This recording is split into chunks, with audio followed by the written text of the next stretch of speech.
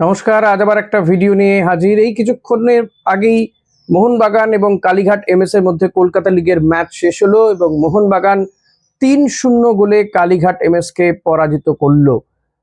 মোহনবাগানের এই জয় কষ্টার্জিত জয়। হয়তো আপনারা স্কোর বোর্ড দেখে বুঝতে পারবেন না যে কষ্টার্জিত কিনা, কারণ আজকে মোহনবাগান খেলতে নেমেছিল, মানে কি বলবো, বিদেশিদের নামাতেই বোধহয় বাকি রেখেছিল। কলকাতা লিগে বিদেশিদের খেলানো যায় না, তাই শুভাশিস বোস, বিশাল কাইত, সোহেল ভাট কিংবা মনবীর সিং খেলতে নেমেছিলেন, লিস্টন কোলাসো, একের পর এক প্রথম দলের অনিরুদ্ধ থাপা, অভিষেক টেকচাম সিং, অর্থাৎ এই প্লেয়ারগুলো যারা আইএসএল এ খেলে তাদের প্রত্যেককে নামিয়ে দিয়েছিল। কারণ মোহনবাগান আগের ম্যাচেই ড্র করেছিল, ফলত এই ম্যাচটা জিততেই হতো বাস্তব রায়কে। আর জেতার জন্যই কিন্তু তিনি একেবারে প্রথম সারির বা প্রথম টিমের সমস্ত প্লেয়ারকেই নামিয়ে দিয়েছিলেন এই ম্যাচ জিততে। কিন্তু তা সত্ত্বেও কালীঘাট এমএস যে দুর্দান্ত ফুটবলটা তারা আজকে উপহার দিয়েছে, সেটা কিন্তু এক কথায় অতুলনীয় বলা যেতে পারে। ৭০ মিনিট পর্যন্ত তারা আটকে রেখেছিল মোহনবাগানকে, এবং মোহনবাগানকে ৭০ মিনিট পর্যন্ত আটকে রাখা not a matter of joke. Manvir Singh তিনি পেনাল্টিতে গোল করেন, তারপরে একে একে তন্ময় ঘোষ এবং দীপেন্দু বিশ্বাসরা গোল করে যান। হ্যাঁ, এটা ঠিক আমার ভালো লাগার জায়গা যে তন্ময় এবং দীপেন্দু বিশ্বাস এই দুই বাঙালি ফুটবলার গোল পেয়েছেন। কিয়ান নাসিরি অসাধারণ ফুটবল খেলেছেন। আগের দুটো ম্যাচে কিয়ানের পারফরমেন্স তেমনটা ছিল না। সায়ন ব্যানার্জি আজকে কিছুটা নিষ্প্রভ ছিলেন প্রথম দিকে, পরের দিকে সেকেন্ড হাফে কিছুটা তিনি ভালো খেলেছেন। তবে হয়তো এত সিনিয়র ফুটবলারকে দেখে সায়ন বোধহয় একটু চমকে গিয়েছিল বা বমকে গিয়েছিল কার্যত। সাহাল আব্দুল সামাদ, তাকেও খেলানো হয়েছিল, যদি সেকেন্ড হাফে তাকে বসিয়ে নেওয়া হয়। মোহনবাগান তাদের প্রথম দলের সমস্ত প্লেয়ারকেই কার্যত ভারতীয় প্লেয়ারদেরকেই ব্যবহার করে নিয়েছে আজকে। আসলে এটা মোহনবাগান একদিকে বাস্তব রায়কে বাঁচানোর জন্য সিনিয়র টিমের প্লেয়ারদের নামানো, দুই হচ্ছে মোহনবাগান এই ম্যাচটাকে ডুরান্ডের প্র্যাকটিস ম্যাচ হিসেবেও দেখছে। ডুরান্ডের আগে আমার মনে হয় যতগুলো এই ধরনের কলকাতা লিগের ম্যাচ পাবে মোহনবাগান, আরো হয়তো সিনিয়র ফুটবলারদেরকে ব্যবহার করে তারা দেখে নিতে চাইবেন এবং ম্যাচ ফিট হওয়ারও একটা বিষয় রয়েছে। রাহুল ভেকে সদ্য সাইন করেছেন মোহনবাগানে, তিনিও কিন্তু আজকে মোহনবাগানের দুর্গ সামলাতে নেমে পড়েছিলেন, রক্ষণ সামলাতে নেমে পড়েছিলেন। তবে মোহনবাগান আজকে অনেকগুলো গোলও দিতে পারতো, ৫-৬টা গোল তো হতেই পারতো, কারণ সায়ন কিংবা রাহুল ভেকেরা যে মিস করেছেন পরের দিকে, সেকেন্ড হাফের শেষের দিকে, সেগুলো কিন্তু ক্ষমার অযোগ্য।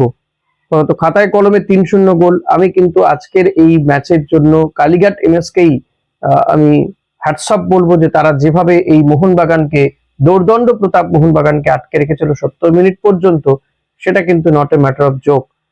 দীপেন্দু বিশ্বাস গোল করেছেন, কিন্তু এই দীপেন্দু বিশ্বাস তিনি চেন্নাইয়ে চলে যাচ্ছেন শোনা যাচ্ছে, তাকে ছেড়ে দিচ্ছে মোহনবাগান, কারণ তাদের ক্যারিয়ারের কথা ভেবে বেশ কিছু ইয়াং ট্যালেন্টকে মোহনবাগান ছেড়ে দিচ্ছে, যাতে তারা বাইরে অন্য কোনো ক্লাবে গিয়ে নিয়মিত খেলতে পারে। কারণ এই প্লেয়ারগুলো বসে থেকে থেকে রিজার্ভ বেঞ্চে খারাপ নষ্ট হয়ে যাচ্ছে, তাদের খেলা পড়ে যাচ্ছে, যেমন সোহেল আহমেদ ভাট কিংবা কিয়ান নাসিরি কিংবা এই দীপেন্দু বিশ্বাসের মতন প্লেয়ার, অভিষেক সূর্যবংশীর মতন প্লেয়ারদের। সেই কারণে মোহনবাগান ঠিক করেছে ৩ জন ফুটবলারকে তারা ছেড়ে দেবে, যার মধ্যে Dipendu Biswas one of them. Kiyan Nassiri এবং অভিষেক সূর্যবংশী তাকেও ছেড়ে দিতে পারে মোহনবাগান। সোহেল আহমেদ ভাটকে রেখে দেওয়া হবে। তবে সোহেল আহমেদ ভাটের যে খেলা আমরা গতবার দেখেছি আর এবারে যে খেলা দেখছি, একেবারে মেলানো যাচ্ছে না যে কোন সোহেল আহমেদ ভাটকে দেখছি। নিষ্প্রভ বললে কম বলা হয়। সোহেল আহমেদ ভাটের যে পারফরমেন্স, অথচ প্লেয়ারটি ভারতীয় টিমে কি ভালো খেলেছিল, আন্ডার-23 টিমে যখন চান্স পেয়েছিল। এদিকে মোহনবাগানের সিনিয়র দলের কোচ প্যানাজিওটিস দিলাম্পেরিস, তিনি কিন্তু শহরে চলে এসেছেন আজকেই, এবং তাকে দেখা গিয়েছে যে তিনি এই কলকাতা লিগের ম্যাচও দেখছেন, সেটাও দেখা গিয়েছে। এরই পাশাপাশি দাজিজ, তারও অ্যানাউন্সমেন্ট হয়ে গিয়েছে, এফসি গোয়া থেকে তাকে মোহনবাগান নিয়েছে এই বিদেশিকে, তারও কিন্তু অ্যানাউন্সমেন্ট করে দিয়েছে মোহনবাগান। সব মিলিয়ে মোহনবাগান কিন্তু ডুরান্ডের প্রস্তুতিতে একেবারে জাঁকিয়ে বসছে বলা যেতে পারে, এবং সেরকম ভাবে তারা প্রস্তুতি শুরু করে দিল।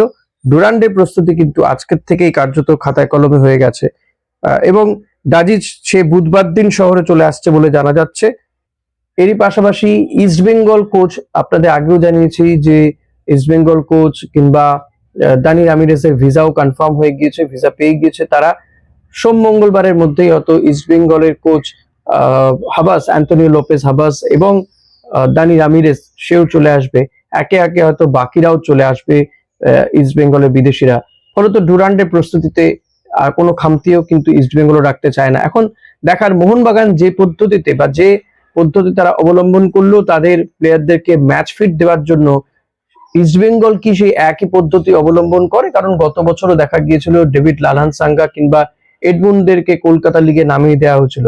তো এবারও কি তেমন কিছু করবে মোহনবাগান, সেটা একটা দেখার, ইস্ট বেঙ্গল সেটা কিন্তু একটা দেখার বিষয়। মোহনবাগান অলরেডি এটাকে বাস্তবায়িত করেছে, এখন ইস্ট বেঙ্গল করবে কিনা সেটা ব্যাপার। কারণ তাহলে এই প্লেয়ার গুলো, কারণ ধরেই নেওয়া যেতে পারে ডুরান্ডে ম্যাক্সিমাম ভারতীয় ফুটবলাররাই খেলবে, বাঙালি ফুটবলার হয়তো মোহনবাগানের সিনিয়র টিমে সেভাবে নেই, কিন্তু এই বাঙালি 6 জনকে রেখে বাকি 5 জনকে যদি এই ভারতীয় মানে সিনিয়র দলের ফুটবলারদেরকে একটু ঘুরিয়ে ফিরিয়ে দেখে নেওয়া যায়, আমার মনে হয় সেটা ভালো হবে। যেমন ডেভিড লালান সাঙ্গা হতে পারে, এডমুন্ড হতে পারে, কিংবা নতুন এই লাচেনপা গোলকিপারটি এসছে সে হতে পারে, ওদিকে সন্দীপ মান্ডি সে তো বাঙালি ফুটবলার, তাকে দেখে নেওয়া যেতে পারে কলকাতা লিগের ম্যাচে।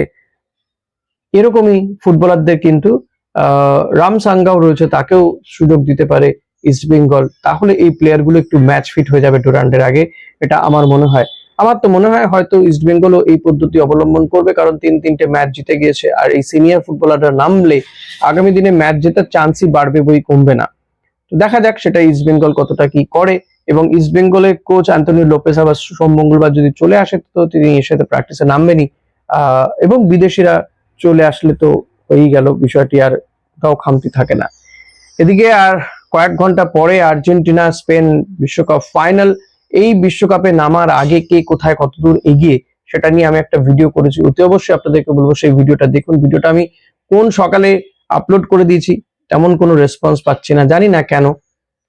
তবে আপনি কাকে এগিয়ে রাখছেন আজকে বিশ্বকাপের মঞ্চে, আপনি কাকে এগিয়ে রাখছেন, আর্জেন্টিনা নাকি স্পেন? এবং দেখুন গোল্ডেন বুটের লড়াইয়ে এই এমবাপে অনেকটাই এগিয়ে গিয়েছে, 10টা গোল হয়ে গেছে। যে থার্ড প্লেসের যে খেলাটা হলো, একেবারে গোলের বন্যা বয়ে গেছে, 10-10টা গোল হচ্ছে একটা ম্যাচে, ভাবা যায়? আর এটা কিন্তু এই ম্যাচটা নিয়ে কেউ কোনো উচ্চবাচ্য করবে না, কারণ এটা থার্ড প্লেসের ম্যাচ এবং যেখানে খেলেছে কিনা ফ্রান্স আর ইংল্যান্ড, ফলত এই ম্যাচ গট আপ হয়েছে কিনা তা নিয়ে কারো কোনো বক্তব্য নেই। তাহলে কোনো ম্যাচ যদি গট আপ না হয় 10টা গোল হতে পারে? কোনোভাবে হচ্ছে যে মেসিকে গোল্ডেন বুটটা পেতে দেব না, সেই কারণে কিন্তু এমবাপেকে দিয়ে কার্যত গোল করানো হয়েছে। যাই হোক, এমবাপে 10টা গোল হয়ে গেল, মানে 3টে বিশ্বকাপে এমবাপের গোলের সংখ্যা 22 টোটাল, এক্ষেত্রেও কিন্তু সে মেসিকে ছাড়িয়ে গেছে। এখন দেখা যাক গোল্ডেন বলটা মেসি পায় কিনা, খুব সম্ভবত মেসি পাবেন গোল্ডেন বল, গোল্ডেন বুট না পেলেও মেসি কিন্তু গোল্ডেন বলটা পাচ্ছে। আর যদি ভাগ্য সহায় থাকে, স্পেনের বিরুদ্ধে যদি মেসি গোল করে দিতে পারে 2-2 কি 3টে গোল, তাহলে কিন্তু মেসি পেয়ে যাবে, বা 2টো গোল করলেও কিন্তু মেসি পাওয়ার কথা গোল্ডেন বুটটা।